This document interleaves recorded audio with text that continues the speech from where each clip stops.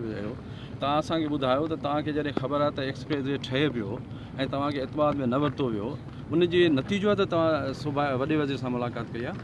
Thank U. तव्हांजो पहिरीं ॻाल्हि त इहा जे 2018 में स्कीम जी शुरूआति थी उन फस्ट मीटिंग लोकल नुमाइंदनि सां थी जी अप्रूवल थियण खां पोइ बाद में असांखे ग्रीवेंस हुआ त असां पंहिंजी क़यादत ताईं ॻाल्हि पुॼाई, पोइ क़यादत एक्शन वठी करे जेको बि असांजा लोकल माण्हू एफेक्ट थियनि पिया, अॼु CM साहब ऐं असांजो क़यादत उन ते नोटिस वठी ऐं उन रूट खे चेंज करायूं पिया। इन करे अॼु असां सरज़मीन ते मौजूदु आहियूं, सभु स्टेक होल्डर आया आहियूं त असां पंहिंजे माण्हुनि जी सेफ्टी जे लाइ ऐं प्रोजेक्ट बि हले माण्हुनि जी सहूलियत जे लाइ ऐं लोकल माण्हू डिस्टर्ब न थियनि।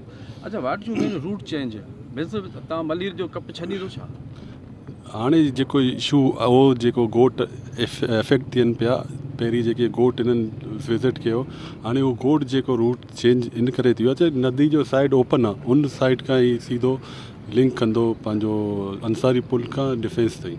न आउं वरी तव्हांखे सारी सम्झां थो ऐं हीअ थो चवां वठी वञिणो आहे न।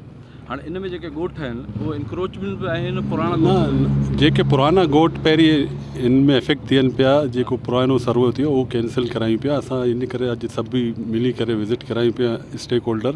त असांजी कोशिशि आहे पंहिंजे माण्हुनि खे सेफ रखनि ऐं पंहिंजे ॻोठनि खे तहफ़ुज़ ॾियणु असांजो फ़र्ज़ु आहे ऐं पीपल्स पार्टी हमेशह ॻोठनि जी तहफ़ुज़ कई आहे। ठीकु, थैंक यू।